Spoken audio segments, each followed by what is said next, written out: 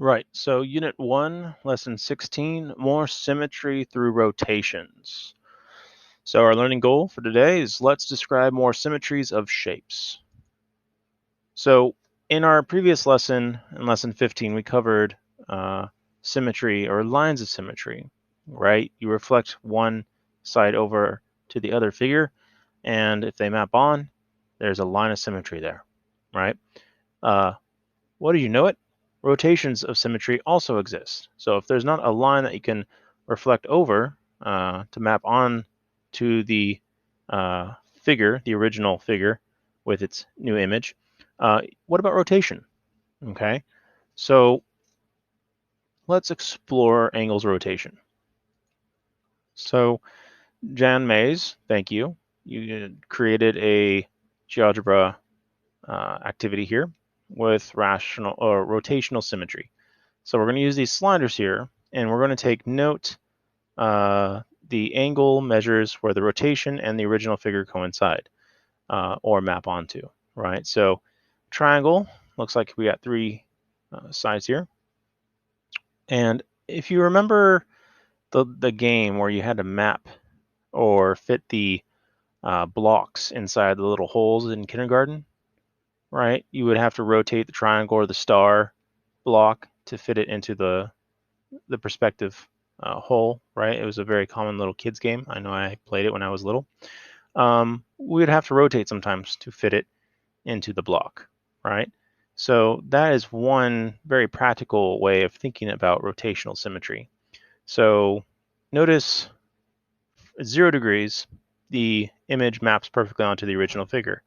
If I rotate, notice how it doesn't map on perfectly. Not until we get to 120 degrees, right? Now what happens with another 120 degrees, right? 240. So it's not mapped on. And then all of a sudden, 240, boom, right? It maps on again. What about another 120, which would be 360? So at 360, 240, and at 120, we notice that our image maps perfectly onto the original figure. What is, out of curiosity, 360 degrees, right? We rotated around 360 degrees. What do you notice about 360 degrees divided by the number of sides of that triangle? What does that give you? And it should give you 120, right? 360 divided by the three sides, 120. What about the square? Can you make a prediction? 360 degrees out of how many sides? And what'd you get? Okay, and if you got that number, you should already know where its first rotation maps onto. So if you got that, good for you. What about another 90? 180, yeah? That maps onto. What about another 90 degrees? Very nice. And the fourth 90 degree, 360, right? So every 90 degrees, the square maps onto its original figure. What about the pentagon, right? How many sides do we have here? Now, what are you noticing about the degrees of the rotation? As the number of sides increase, what do you notice about the angles of rotation, rotational symmetry, if you will? What can you predict about the next two angles compared to 120 and 90? All right, so let's find out. 5 sides, what's 360 divided by 5? Let's see. I can get my answer by rotating. There we go. Looks like that maps on perfectly. It's 72 degrees. So for every 72 degrees, will it map on? Let's find out. What's 72 times 2? I believe that's 144. What's 72 times 3? 216. All right. What's 72 times 4? 288. And 72 times 5, 360. So every single 72 degree turn, or rotation, I should say, your image is going to map onto the original figure. All right, what do you think your angle of rotational symmetry will be for this hexagon? What's 360 divided by 6 sides? 60 degrees. So does every single 60-degree rotation, and we're going counterclockwise, reverse of a clock apparently, does that get us to map onto? Yeah, 2 times 60 is 120, that maps. 60 times 3, that maps. 60 times 4, that maps. 60 times 5, yep, and 60 times 6. 360. So every 60 degrees, this hexagon will map onto the original figure. Fascinating. All right, so again, the hexagon that we looked at, every 60 degrees, and that's what that pretty picture is down below right there showing us. Every 60 degrees, all right, the hexagon will map onto itself. All right, so we have these two kids, and they're arguing about what they notice, right? And Claire says that she thought this parallelogram would have reflection symmetry.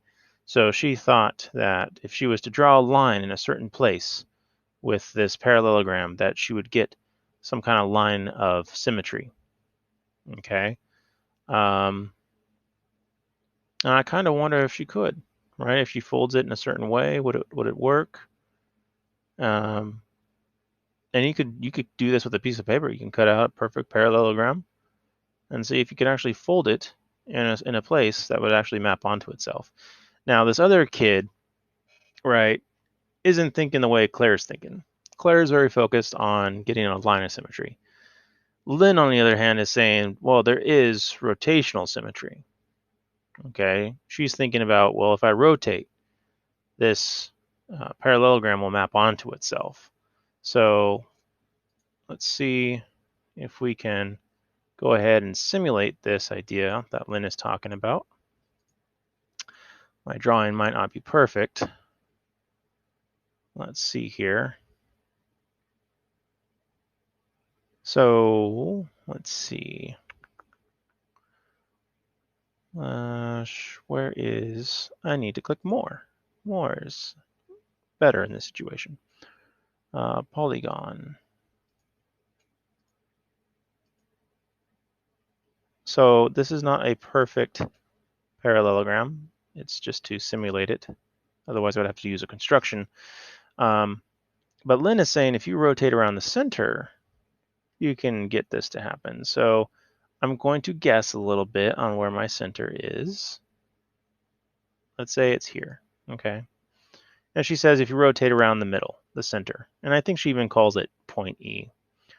And she says rotate. So let's see. Rotation, where are we? Transformations, that'd be a transformation. Rotate around a point, click our pretty picture, click E. What if we rotate 90 degrees counterclockwise? What happens? Nope, doesn't map on, does it? So halfway there, yeah? So let's try a little bit more than 90 degrees. What do you think? Let's try another 90, 180. Oof, almost. Now, why am I off? Because it's very simple. My center was not perfect. So I'm going to move my center. I'm going to cheat if it were. Let's see. And why aren't those lining up? Because my parallelogram isn't perfect. So can I cheat? No, I can't. All right. Oh, ooh, I can. Oh, wait. There we go. Look at that. Look at that. Boom. All right. So now it's a perfect parallelogram. Well, I mean, I'm sure you can zoom in and find something, but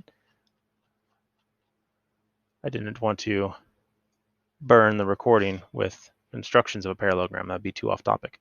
But as you can see, Lynn was thinking about rotations, okay, to get that to map on, which she's completely right.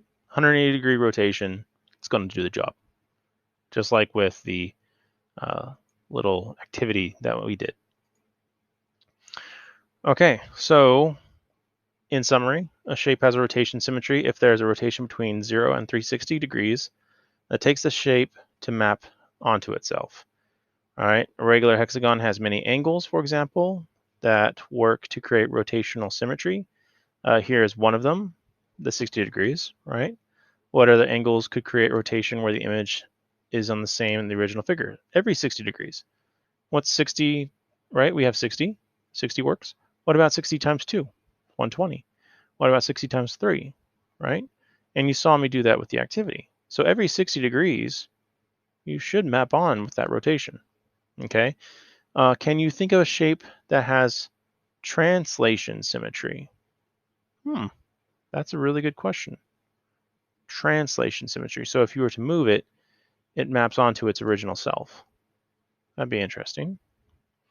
Let's see. There aren't any polygons with translation symmetry. Oh, what a tease. But an infinite shape, like a line, can be translated such as the translation takes the line to itself. Such as a translation takes line to itself. So a line, then. A line itself would just keep going forever and ever. If you translate it down in the direction that it's going, it's still going to be coincident. It's just going to be itself. So yeah, that would work. That would work. Okay, so again, our learning targets is that you can describe the rotations that take a figure onto itself. Okay, so every 60 degrees for a hexagon, the hexagon will map onto itself. Okay, that's it. Have a beautiful day.